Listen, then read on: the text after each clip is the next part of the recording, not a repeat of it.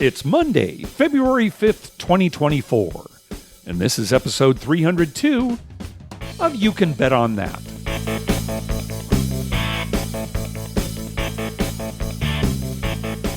Hi, everybody. Welcome to You Can Bet on That, a podcast for the recreational gambler. I'm Mark Duvall. And I'm Dr. Mike. Well, Dr. Mike, I've got some sad personal news to report. A little after our last episode, my father, David Duvall, passed away. That was terrible to hear. Yeah. It was not completely unexpected, but when it did finally happen, it went very quickly. And we were with him, and it was a peaceful death, so at least there was that. My dad, he wasn't much of a gambler. In fact, No. it took quite a few years to finally get him to go to Las Vegas with us, kind of as a family. Once he did, he really enjoyed himself. I think he liked the non-gambling parts of Las Vegas more than the actual gambling. Although he did like the Wheel of Fortune machine, things like that. He certainly wasn't a table game player, but maybe would play a few machines. Gosh, compared to my grandfather, his father, who loved to go and play the machines. We went with him several times. Yeah. I remember I always said, it just skips a generation. It skips a generation. Yeah. So your boys are fine. Yeah. Their children. Doesn't skip a generation in your family, apparently. No, it just keeps you are what's called, Mark, a recessive trait in your family. In my family, it's a dominant trait. That's so dominant that nobody misses it. The last time that he went with us, it was for my son David's 21st birthday, and he really enjoyed the Mob Museum, quite enjoyed. I think he liked the food there, too. He certainly wasn't a buffet person. He never wanted to go to the buffets. No, let's not go to the buffet. Let's go sit down. Smart man. Yeah, but anyway, of course he's going to be missed, and doggone it, it's sad. And we've talked about it, Mike. It's amazing that both of us have had parents that have lived so long. Oh, yeah, we're in our 60s. So many of our listeners have lost parents, of course. And I was definitely lucky to have them as long as I did. And like I told you, Mark, your dad's up there doing his best to get the Padres in a World Series. Oh, maybe that'll happen. Yeah, he was a Padres fan going back to their early days in the Pacific Coast Lane League. Field. Yeah. So he wasn't just a Padres fan since they hit the majors, in 1969. He was all the way through. So he's a long-suffering Padre fan as well. So hopefully he can help us out. Either he's up there going to help us out, or God just decided he's had enough. I'm not going to put him through anymore. They're moving to L.A. next year. Yeah. Right. He's got it all figured out. Oh, my gosh. All right. Well, Mike, I mentioned on the last episode that I was going to send you some possible trips for us to go on gambling trips this year, and I sent you that. Yeah, hopefully you've had a chance to look at it. Let's go over this list and be honest with what you may or may not be able to go to. Well, I've got it worked down to 2. I'll just tell you that. All right. Well, let's start from the earliest. We talked about March Madness. It's a late March Madness start this year. The Thursday of that big weekend is March 21st. So what is March Madness looking like? March Madness is probably looking like a no-go. Okay. I figured as much. Just because there's too much going on here. It's end of the term for school. Oh, it's not during the spring break for the schools? No, it's not during my spring break. Right. Well, understandable. The next trip is Biloxi, May 2nd through the 4th. Now, I've already indicated that unfortunately I'm not going to go to Biloxi this year. I had to make some decisions about trips to take. So that's a no for me. How about you, Dr. Mike? Yeah, that's going to be a no too, because I just couldn't there's 6 trips you have listed here, and I couldn't do them all. And so I had to get it down to ones that either I haven't done or I really want to go to. And so Biloxi was kind of just missed the cut. Yeah, okay. Next on the list, and this does not have solid dates, the poker gang would like to go to the World Series of Poker for one of the events. However, they have not announced the schedule for the events for the World Series of Poker, other than the main event. They have dates for that. But for the other individual events, they have not released a schedule yet. So it would probably be sometime in June. I'm guessing that's also a no for you because there are a couple more June trips coming up. So right, all right. And that's we'll skip by that one then. All right, next, the trip to Black Hawk, Colorado that Melissa and Tom are organizing. What do you think about that one? Well, I do want to go there because that would be something that my wife would be interested in. Oh, good. Going Okay. to Colorado. Yeah. Can we pencil you in? Can we use a pen? Because that's the middle of summer. You're not going to be working at the schools. I'm sure you'll have stuff to do. Yeah. But I'll have stuff to do, but no, I'm thinking that one's good. Yeah. Let's pencil me in for all right. It's a pencil. June 6th through the 9th. Yep. It's a heavy pencil, Mark. Okay. Those Tom, cheap number ones. It's a nice, solid number 2 pencil. Oh, good. The number 2 pencil, the one that'll work if you're taking a test. Yeah. Right. So those dates are tentative only because they gave several dates in June as possibilities. Eric Rosenthal and I contacted them and said, hey, June 6th to the 9th would probably be the best. So I will pencil you and Lynn in for that. Yeah, Sherry and I are both definitely going to that one, barring some unforeseen circumstance. And Thomas doesn't live in Colorado. No, neither one of them does. Yeah, but they've been scouting it out. Yeah, and I looked at it when I saw that, and there are quite a few casinos in that area. Oh, yeah, it's going to be great. Oh, yeah, very much looking forward to that. All right, and then also in June, Mark from the 360 Vegas podcast asked if we wanted to take part in 360 Vegas Vacation this year. So that would be only a few weeks later. What do you think about that one? See, the thing is, it's 2 in June. Yeah, and maybe 3 for me if I go to the World Series as well. But yeah. Right. This was the problem with your list. The one in March and the one in May are real close. Yeah. And then there's 3 in June. It's like every weekend, right? Yeah. So it's impossible to do all of them. So, okay, that's my number 3. Okay, so I will tell Mark that I'm going to go. Okay. Yeah, I'll plan on going regardless, and hopefully you can make it. Yeah, and if I've really got nothing going on, I'll definitely go. But I just have to wait and see on that one. Understood. All right. And the final possible trip, and there may be more that are added to this list by the end of the year, but the final one we've got right now is Zorkfest, which will be back in Las Vegas, November 1st through the 3rd. Yep. That I will go to. Okay, good. Just because I want to go to Vegas really bad. Yeah. And that's not a bad time for me to go. Okay. So I'm looking at Zorkfest and I'm looking at Colorado in a very, very positive light. All right. The third one that I might go to is 360 Vegas 2 Vacation. in June, but it'd be 360. At least there are one's early in the month and one's at the end of the month. Yeah. All right. So Black Hawk, Colorado, June 6th through the 9th.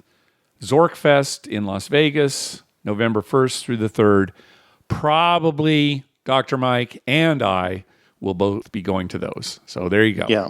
Yeah. And then, things up in the air as far as family things go. My father is, a month or 2 ago, he was probably worse than your dad, but he's hanging on just by a thread, but he is hanging on. So that's why my plans are a little hesitant about. Yeah. All right. Have you done any gambling since our last episode? No, I have not. And last weekend I wanted to go. Yeah. I really strongly considered going this morning, but I had so much to do and I've got to chaperone a dance this evening. So I would have had to leave early. I wouldn't have been there very long. And I've got all this stuff to do because tomorrow I'm going up to our good friend Todd's house for a dice and drink. So funny money. And a lot of booze. Money, yeah, a lot of booze. And then he cooks, and he's a real good cook. So we always have a good meal and everything, and he's invited a bunch of people, and so that's the deal with that. All right. You know what I'm doing tonight? No. I'm going to our friend Dave's poker tournament. Oh, is there one? Yeah, it's tonight. I don't even think I got an invite. Oh, really? Yeah. Okay. Well, probably off the list. And maybe he knew you were moving away. So yeah, I haven't been there in a while. So this was usually my opportunity to see Paul. and he's moved Right. away. Of course, I did And see him he's- recently, but Yeah, he has moved away. Yeah. I talked to him. He's settling in Texas on the Texas-Oklahoma border. yeah. Anyway, I'll let you know how it goes. You're going to be at that dance. Otherwise, I would text you, how things are going. But Well, if I get time, I'll text you. okay. If I can hear, it's a high school dance. Yeah, right. I don't know why the oldest person in the whole darn school is chaperoning, but You I don't know always joke anything with about these kids and Yeah, their TikToks. I am the oldest one in the school. Although I'm probably the funnest one as well. Probably the funnest. I was voted. They had before the dance bar. Yeah. They had a rally thing. It was like a whole week of activities, and one of the things was all the students in the auditorium, and they had voted all the kids in the school for certain categories. Uh-huh. And I was number 3 on the person that you would like to be with when there's a zombie apocalypse. Number 3. Number 3. So why? That's not The even other worth two- mentioning, Dr. Mike. Well, but the other 2 were young. Yeah. They just wanted them because they're strong. Then they wanted me because I'd get them through it. Would you? I'd find a cure for the zombie. Keep whatever. them entertained, maybe I could see, but I don't know about actually getting them through the apocalypse. And then many children came up and said they wanted to vote for me for best teacher, but they couldn't because, I wasn't on the list they were given because of being relatively new there. Oh, all right. So you'll be on the ballot next year. Yeah, if I'm there next year. Okay. Who knows? All right. But zombie apocalypse, I'm your guy.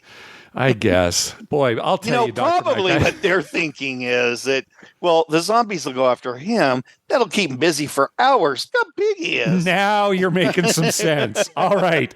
Now it makes sense. Thank you. Because I was struggling here. All right. Well, good luck to me tonight. Good luck to you tomorrow at Yes. Todd's.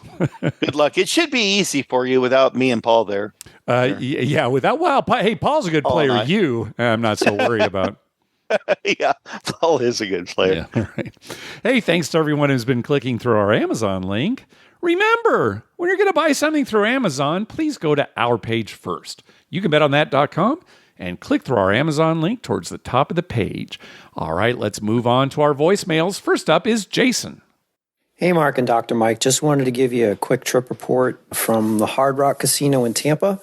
Went there on a Saturday afternoon, checking out the situation with craps and roulette. They have 8 craps tables. 7 of them were $15, and one was a $25 table. I played on a $15 table and bought in for $500. Played for just slightly over an hour or so and won $800. There were just a line of decent shooters, like 3 or 4 shooters. And after looking at my rack, it's like, yep, I'm coloring up, and left. It's 3, 4, 5 times odds on their craps tables. It's only 2 times on 2 and 12 in the field. Buy bets. A good thing is for buy bets that you pay the vig on a win. That was really cool, especially since I was buying the 4 and 10. But there's no bonus bets, so no all tall small, no repeater, no fire bet. But other than that, it was good. It was, players were pretty good. Everybody was pretty chill, which was good. And the dealers were actually pretty good. I had heard a rumor that they were recruiting from other markets like Las Vegas, and noticed on some of the name tags of some of the dealers that they were from areas that had craps before, like New Orleans and Connecticut is what I noticed particularly. But yeah, crew was good. Players were good. Everyone was pretty chill, and it was a good time. The roulette situation was surprisingly, they had $5 tables at the roulette. And it's kind of surprising for that casino because I've been there several times, and usually everything is like, I rarely ever see anything that's below $25. I expected going in to have to play craps at $25, and now it was $15, and that was great. First time I ever played at that level. Usually I play $5 or $10 tables, but yeah, it's pretty good. Now the sports book seems to have been an afterthought. It was just basically a counter and some kiosks. It reminded me of some of the smaller sports books you find in downtown casinos, of course excluding Circa, where they just have a counter. Now, granted, the counter was a decent size, but they needed you to bet $100 minimum if you were going to bet at the counter.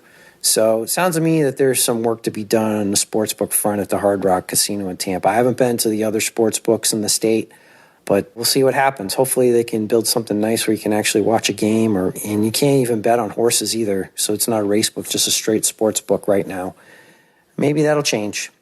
Well, anyway, just wanted to give you the situation here in Florida, and thanks for what you all do, and congratulations on 300 episodes. I wish you another 300.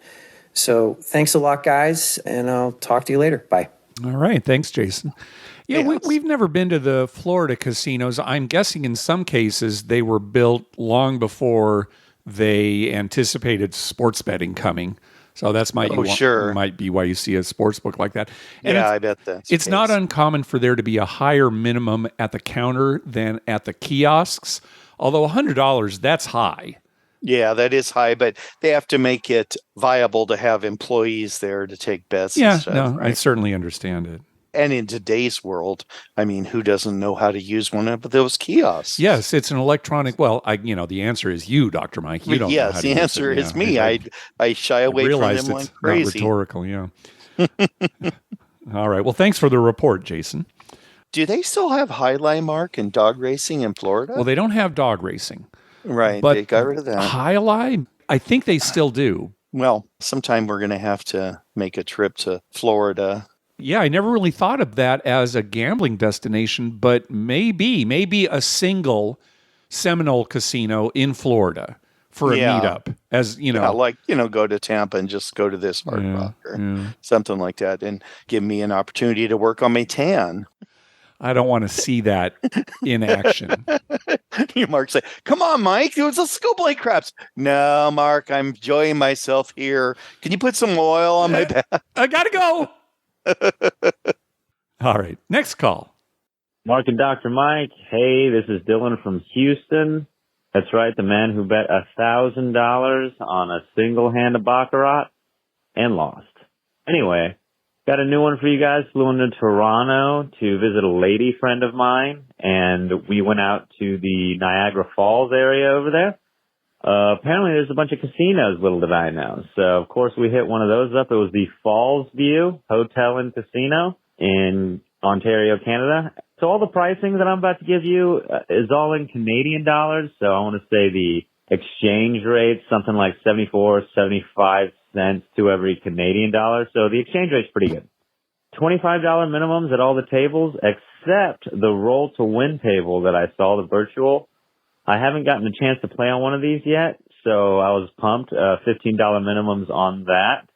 Put in $100, hit a Hardaways real quick, basically played that down to where I was break even.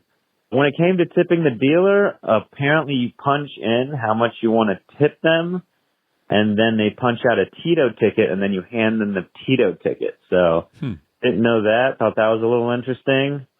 Next stop, I hit the blackjack table, played for about 20 or 30 minutes, basically broke even on that, had a great dealer over there. She was real friendly, good banter back and forth.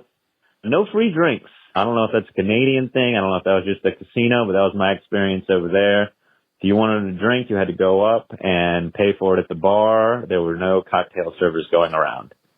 If you do go over there to the Fallsview Casino, go ahead and get a player's card, because parking over there is $60, and if I would have just got a player's card and played on that for 15 minutes, it would have been free. So I did lose out on that. That's a nice little tip that you might want to know. But other than that, not bad at all. Congratulations on 300 episodes, guys. Really enjoyed the episodes that y'all's wives made. Y'all married some good ladies. Those are some solid women. Congratulations, guys. Love the show still. I'm going to keep listening until y'all quit making episodes. So thanks a lot. Appreciate it. All right. Thank you, Dylan. Thank you. $60 to park. Oh my gosh. Now it is Canadian, but still. Well, it's still a lot in American money. It's still quite a bit. Yeah. That's a ripoff. I'd be tempted to go back inside, no matter how late I am. Get a players club, play for 15 minutes. That's definitely worth it. Good advice, Dylan. Because $60. Think about that, Mark. They build the parking structure, And they do nothing to them. Have you ever seen anyone inside a parking structure doing repairs or anything? Well, I'm sure I have. No, What kind you of have not. That doesn't exist. Okay. That job does not exist. All right. They paint it with paint that will last eons of time. So once that's paid for, they're just collecting, money from everybody. It's like a penalty for going to the casino. Yeah, parking, especially now I don't know how close this is to other attractions, because I can understand charging for parking so that people don't park in your lot to go somewhere else. Right. Well, But, yeah, and they could monitor that. Especially a casino that's going to take your money anyway. Yeah, I agree. Right, who already has an edge. I am tempted to write a sternly worded letter to the Fallsview Casino Resort in Niagara Falls, Ontario. That's great. I love it because the beginning of the letter is going to be, I have never been in your city or to your casino. However, but I understand. So no free drinks. That's not that uncommon at casinos. But not even cocktail servers going around taking your order.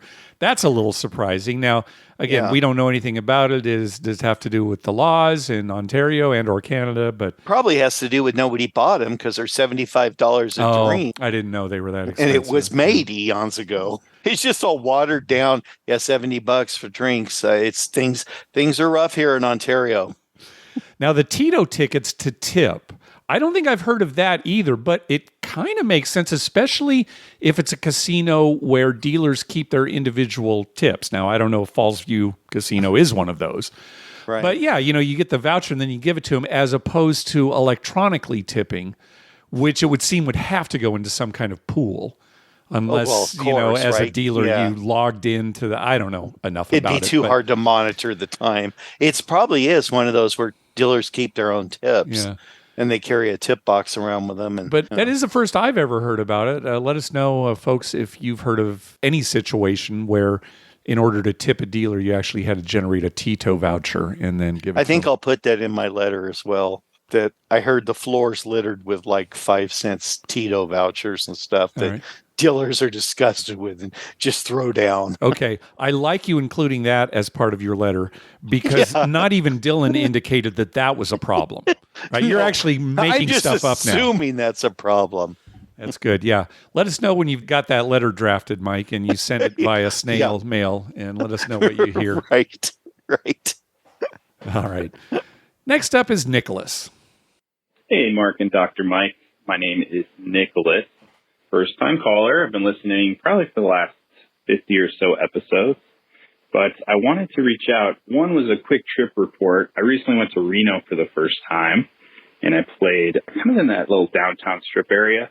Got to say, it's pretty debilitated these days, unfortunately. A lot of people just kind of living on the streets, unfortunately. But I got to say, the Silver Legacy has a really good daytime craps, roulette, blackjack, and three-card poker set up, all table games. I was really impressed. They have really low limits, and the crews were really, really nice. So I just wanted to give them a shout-out, especially Carmen dealing two-deck blackjack down there, which is, kind of rare to find two-deck blackjack at a, $10 minimum. So really cool, and Carmen's great. Second part, I have a question for y'all.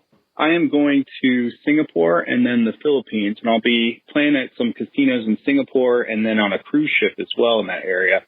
Just curious if you guys had any questions about gambling in South Asia. If there's anything I should keep my eye out that would be cool to play, or, just anything in general to maybe even avoid. Anyway, thanks for the episodes. Happy New Year, and appreciate everything you guys do. Bye-bye. All right. Thanks, Nicholas. I can't think of anything specific other than to say, look for things in Singapore and Philippines that are significantly different from casinos here. Maybe games that we've never heard of, rules that we would typically not see here, or how you deal with money, or things like, cashing in, cashing chips, getting your chips, et cetera, et cetera. Just things that are different. Yeah, and interesting, like naked people walking around, odd things at the buffet. Yeah, I'll open that up to all listeners, actually. Naked people walking around and odd things at the buffet. It doesn't have to be in Singapore or the Philippines. Just let us know. Yeah, you might have opened a can of worms there, Mark. I will also be sending Nicholas a syllabus with all the information he needs to write a sternly worded letter to the Silver Legacy Resort Casino. Oh, well, he said it was just the surrounding area. Sherry and I drove by that Well, he'll that write it road to the there. city council. Yeah, but Yeah, inside the casino, it's okay, it seems. It was okay. Yeah. Yeah, well, he can write it to the city council, to the police department, the fire department, whoever. All right. Strongly worded messages, the theme of the show, it sounds like. Yeah, I like strongly worded or tersely worded. Excuse my bluntness, sirs. Yeah. All right, next call. Hey, Mark and Dr. Mike. This is Brent from Northern California.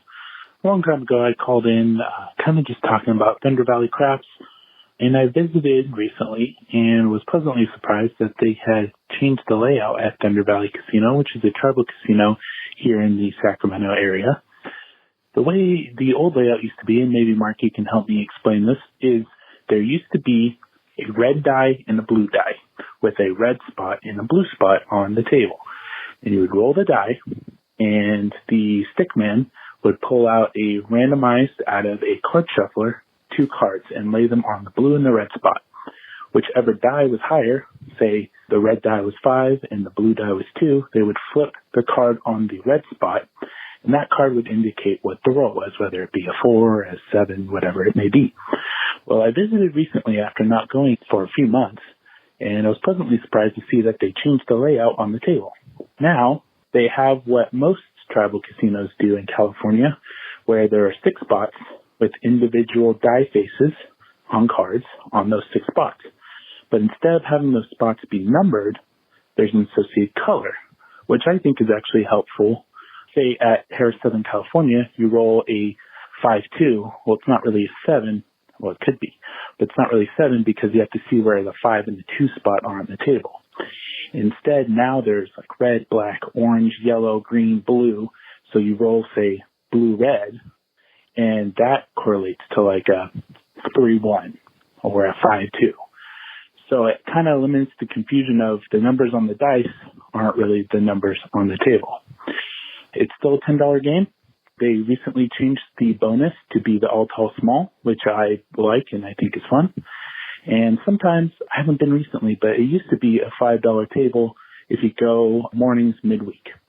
So if you don't want to go all the way to the Hard Rock Casino, whatever, far in Wheatland, there may be a better game for you if you live in the NorCal area. That's pretty cheap still, and you won't get the same comps if you're going to other Hard Rock properties that you may at the NorCal one, but at least you'd be a little bit closer and have some fun. Thanks, guys. Bye. All right. Thanks, Brent. I'm glad that Thunder Valley Casino got rid of the old way that they did it.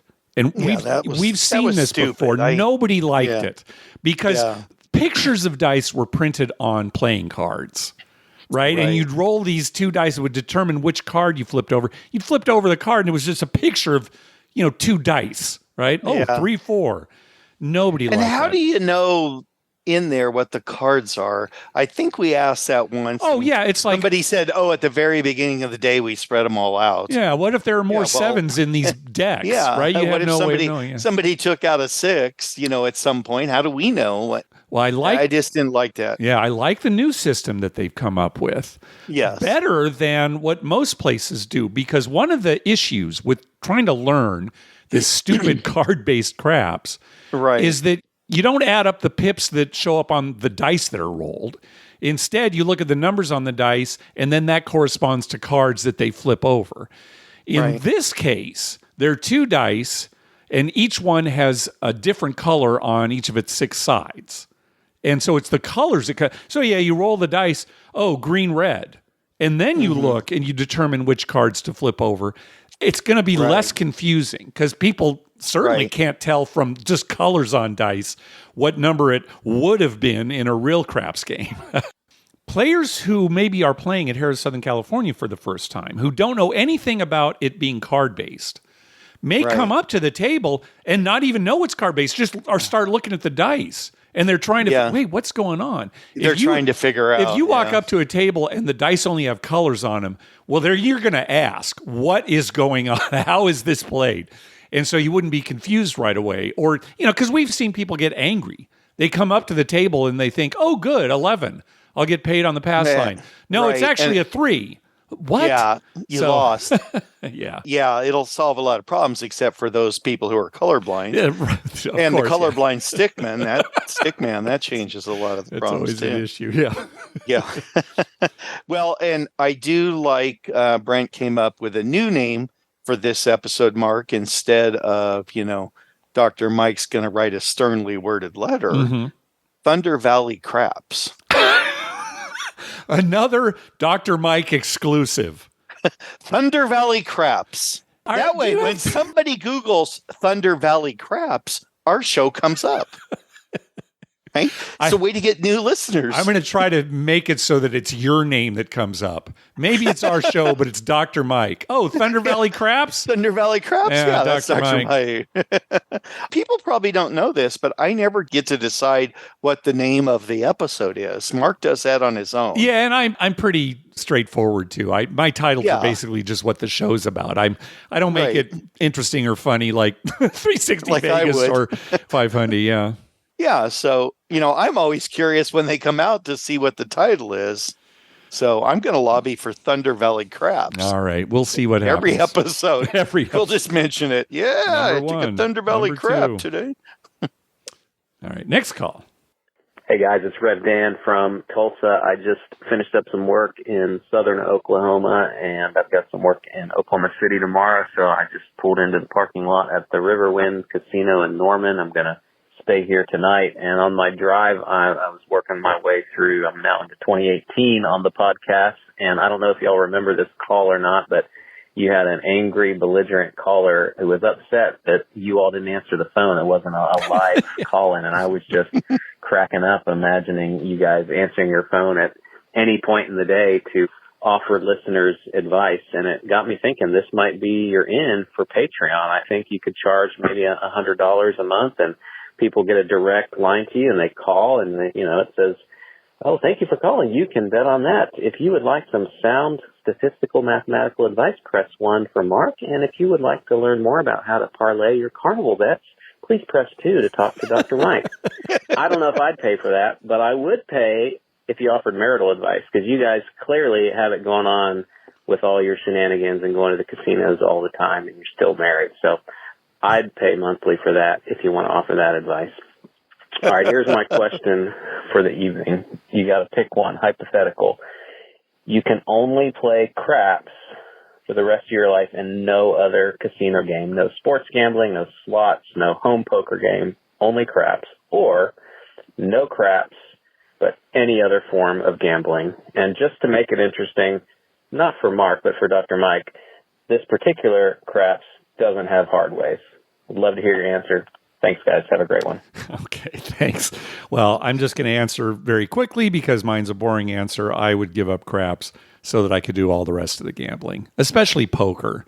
But I'd really miss, being able to get. Well, it was the home game when he added in home game. Yeah. I knew that was going to get you. Yeah. What about you? I'm okay. I'll just play craps. And I can live without the hard ways. So yeah, just craps. Just craps. Okay, that'd be fine with me. However, I'm going to add in that craps must be available. Yeah, there you go. On a 24/7 basis within walking distance of my house. I'd be fine if there was just craps. All right. Well, and a lot of tables. I don't want to walk in. There's just one table, and there's a line of 150 people waiting to get on a table. Your caveat is that it has to be available, and I understand that. But I'm still a little surprised at your answer, but I guess I'm not shocked. Surprised, but not shocked. That actually is a very hard question because, like today, I'm monitoring all the basketball games, even as I'm talking now. Yeah. I'd like nothing better than coming home, kicking off my shoes, printing up our sports bets for the day, and just staring at the TV until I get them all done at 1 a.m. and going to bed. I know. I'm getting these texts from you. It's like 11 o'clock my time. It's like, Yeah. Doesn't Dr. Mike have school tomorrow morning? And Lynn's always saying, "Are you still up?" And I'm like, I fall asleep and then I wake up like 10 minutes later and check. Yeah. Oh God, there's still 3 minutes left in this Nevada game. Yeah, that's the thing. Yeah, we're lucky here on the West Coast because we don't have to stay up as late to get the last of the scores. Right. All right. Next call. Hey, Mike and Dr. Mike. This is Zach from Northeast Georgia, a longtime listener, first-time caller. Just got back from a 5-day trip to Vegas with my brother and brother-in-law. Had a great time, my third time out there, their first time. Finally got my brother on a craps table for the second time. He had sworn it off after the first time after having some bad luck. And what would you know? I got him on a $5 table at Ellis Island, had him playing 22 inside, and we had 5.7 outs in a row. He was not happy. He said he would never play craps again, but somehow the next day I got him on one last time, and we had some great rolls. He made some money, and he got to see what all the hype was about. It's a good trip. One question I had from you is something that happened. Curious how you would have handled it. My brother was playing. He had a long session, playing 3-card poker, had lost a fair bit of money. It was 7 a.m. He was tired, constantly getting confused on the colors of the chips, and accidentally realized that he accidentally gave the cocktail waitress for a beer that was delivered to him, was trying to give her 2 white chips, 2 $1 chips, and instead gave her 2 green chips, tipped her $50. It was about 2 or 3 minutes later he realized the mistake that he had made, and he wrestled about what to do about it. Should he go say something? Should he just allow that $50 bet to stand or whatever? He decided to take the walk of shame, to find the waitress, to tell her what had happened.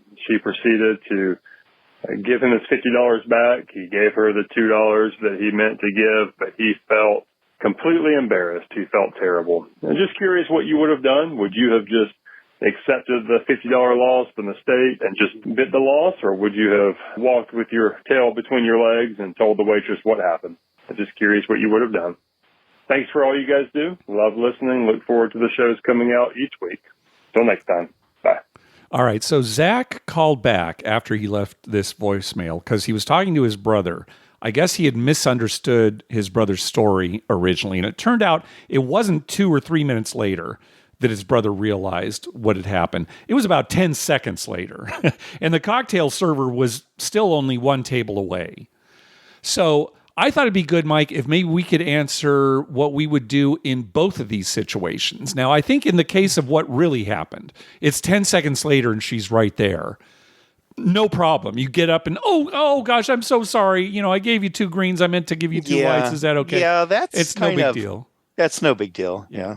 But what if it had been a situation where she's out of sight? Maybe you've played another hand already, and you look down and you realize that you've overtipped like that. What would you do? Well, you know what I would do. Nothing is what you would do, right? Yeah, nothing. Yeah. I would just be like, well, good for her. Let's pretend you're a normal person and not somebody who's throwing around your money like a maniac, and that maybe, you know, this $48 difference really is going to make a difference to your whole bankroll for the rest of the trip. Yeah. Would you go try to track her down? You know, what do you think? No, I still wouldn't, Mark. Okay, I would just, things happen in life, right? I mean, I don't ever look back and say, oh God, I shouldn't have done that. That was stupid. I, should have saved that money or something. It's lost money. All right. Well, let's make it a little more interesting in your case. Let's say you accidentally gave her 2 $500 chips. That I might go back for. Yeah. Okay. Yeah. And you track her down. Because that's a little ridiculous. Okay. I mean, I have tipped, $30, $40 to a cocktail waitress before when I'm on a big winning. Yeah, when you're winning and they're coming around like crazy, and it seems like every time they come, a point's made or something. But yeah, if it was $1,000, that might be a little overdue. That'd be like asking for something else besides drink service, right? All right. So it's interesting because I think, as far as embarrassment goes, I think what really happened is actually more embarrassing. And maybe Zach's brother agrees with this, but because you're getting up, everybody's seeing you. You're going over to, she's right there at another table. So everybody's kind of witnessing what has happened. If it's several minutes later and you track her down, who knows? Maybe she's by the bar. She's not helping people or whatever. And you talk to her. It's just between you and her. Yeah, you might be embarrassed, in front of her, but maybe it's not a big public embarrassment like this one might have been. Yep. I agree with that. Yeah, that quick exchange might be a reason not to go ask her, right? It's like, I don't want to see these other people at the table. Wait until she's walked away and then say something. I probably would have tracked her down too in the situation where maybe she was gone for a little while. I don't know. It would depend. Age makes a difference. Yeah, age makes a difference. Your bankroll, the alcohol, the amount of alcohol, the alcohol content, the alcohol content of your blood makes a difference. I mean, there's a lot of factors there, Mark. Definitely. All right, let's hear from our good friend, Dr. Taylor. Hi, Mark and Dr. Mike. This is Taylor from New Mexico. Two things. Yesterday, we played the NFL license slots. We played $20 on Ravens. Nothing. And then we're like, we should play $20 on Chiefs. Nothing. So it's about 10 minutes before the kickoff. We bet under before we left, and that's called science. The second thing, this is actually a scary story. It happened a couple of months ago. We were playing video poker at a bar top. There was a lady who was sitting left of us, got dealt 4 aces, and she was like, oh, 4 aces.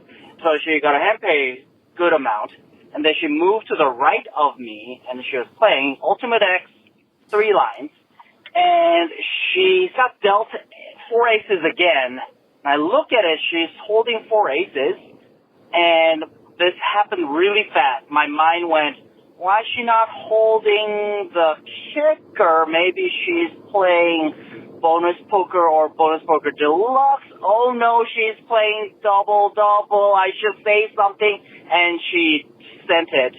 And it had some multipliers. I think she was just fixated on getting dealt 4 aces again. She did not think about the kicker.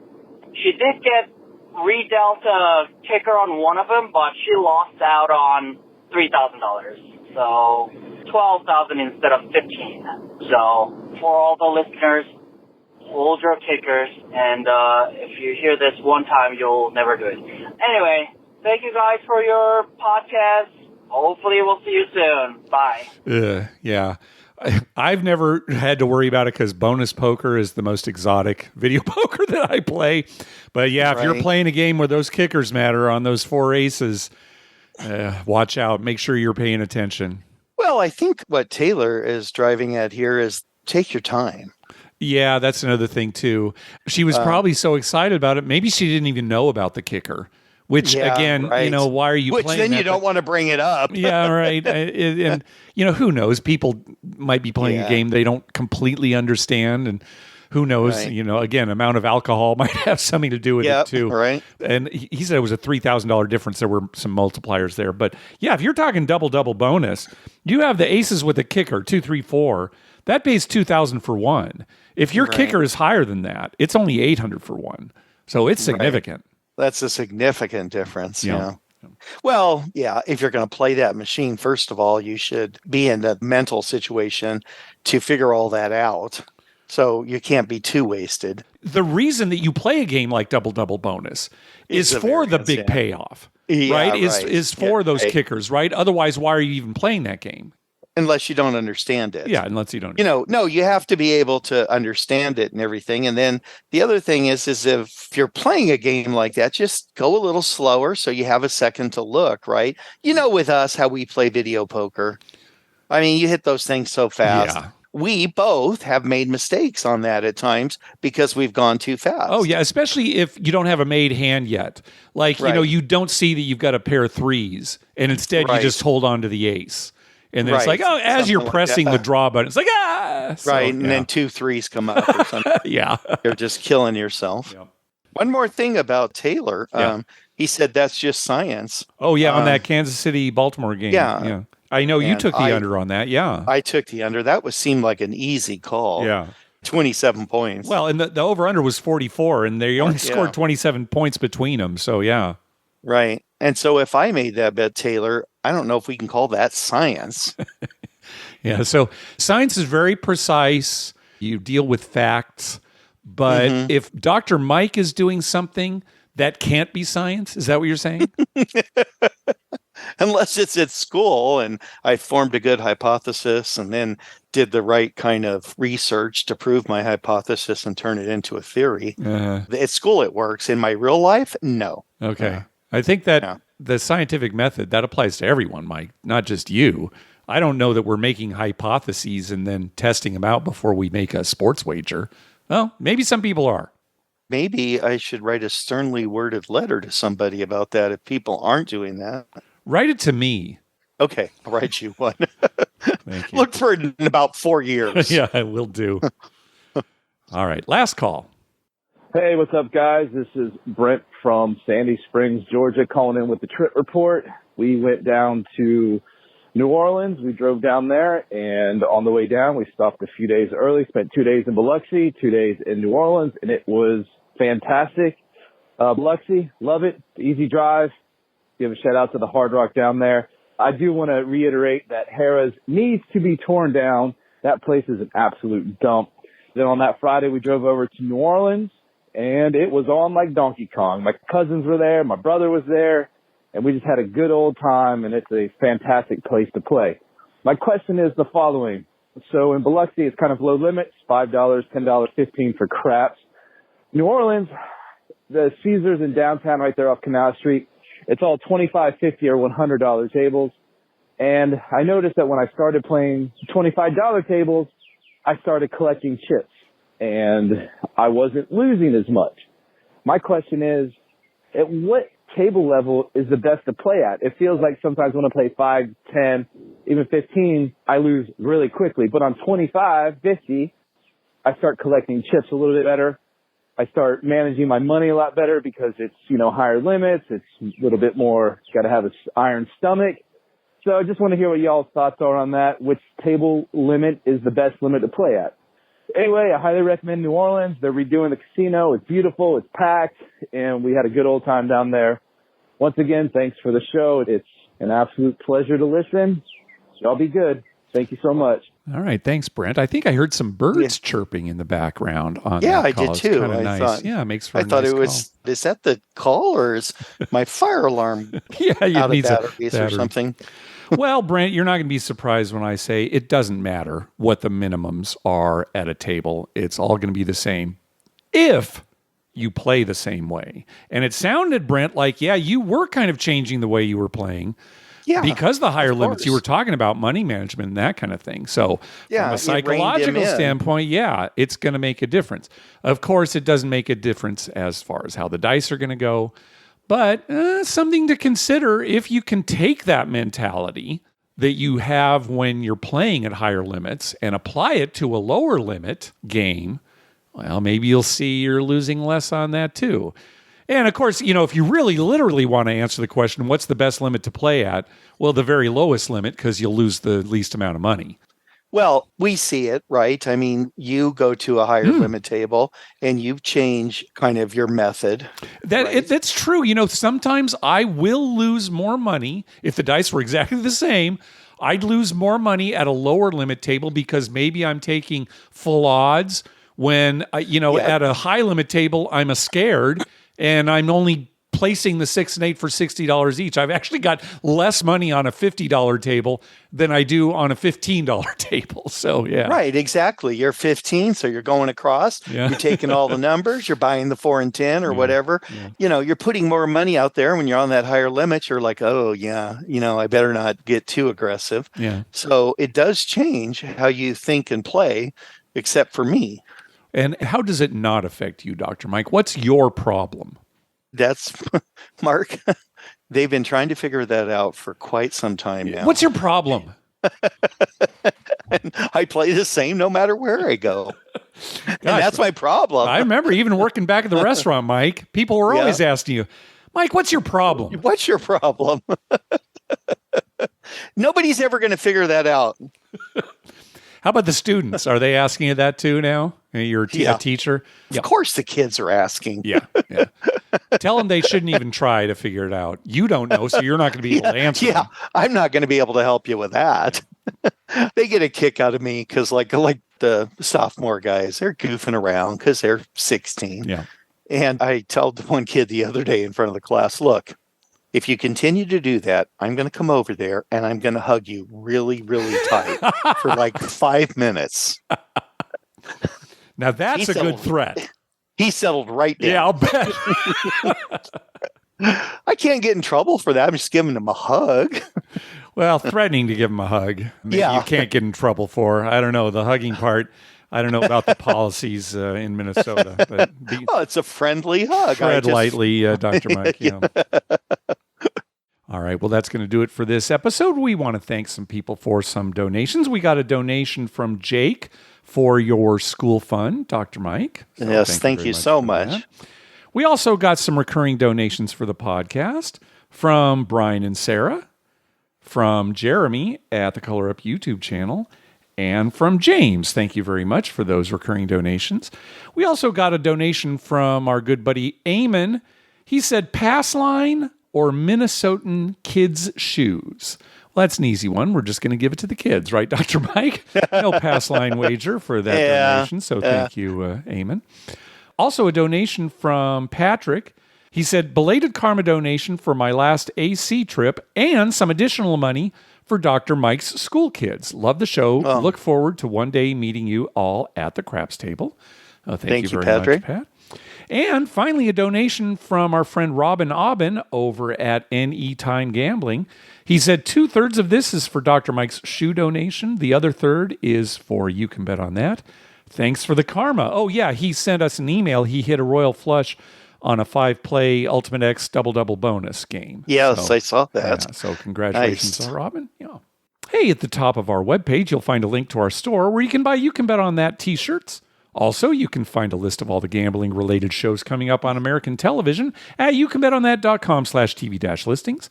And we've got a list of gambling-related movies at youcanbetonthat.com/movies. We'd love to hear from you. Call our voicemail hotline at 951-292-4377. That's 9512-WAGERS. 9512-WAGERS. Or you can email us at youcanbetonThat@gmail.com. We're also on Twitter at YouCanBetOnThat and on Facebook at facebook.com/YouCanBetOnThat. Dr. Mike, Super Bowl, I don't know, the Chiefs and the 49ers, that's not very interesting, but how do you feel about it? You got any predictions? No, it's funny because all the senior kids who do some sports betting here in town, they have been asking me what I think. And, to be honest, it's so hard to bet against Mahomes. Yeah, sure. I mean, I don't really care for either team, to be honest. Mm-hmm. And, if San Francisco won, I'm fine. If Kansas City wins again, I guess I'll live. I'll probably have to write a sternly worded letter to the commissioner of the NFL, but I just don't know. I mean, I want to say San Francisco's the better team and should win easily, but Mahomes will pull something out, and Kelsey, will have one game where he's hardly there, and then when they really need him, he catches everything in sight. Yeah, right. So I guess I'm going with Kansas City. All right. Well, let me know closer to game time how you want to bet, and I'll put down the money for us. It should get high ratings, thanks to Taylor Swift. So it'll probably be one of the highest rated Super Bowls of all time. Taylor Swift, and then the fact that, most people are turning in to see Kansas City lose, hoping that, it could things won't go their way, right? They don't want to have them win another Super Bowl. Yeah. I think it's going to be close, though. Okay, I will say that's what you want from a Super Bowl. Is you want a close, competitive. You want game, a close game, yeah. And of course, it's Vegas this year, and hopefully it's enjoyable. Yeah. All right. Well, enjoy the game, Dr. Mike, and everybody else out there. You got anything else for us? Well, I want to say thank you again to everybody who's been sending stuff, and the people at the school. I can't tell you how overwhelmed they are. And how it's happy the outpouring from our listeners. How something, big a difference it makes. Yeah. All the You Can Bet on That listeners have quite a bit of good karma coming their way from Caledonia, Minnesota. Good. That's great. So, people all the time like, God, your fans are so great. And I said, yeah, they are. That's great. All right, everybody. Thanks for listening. We'll talk to you in a couple weeks. Goodbye.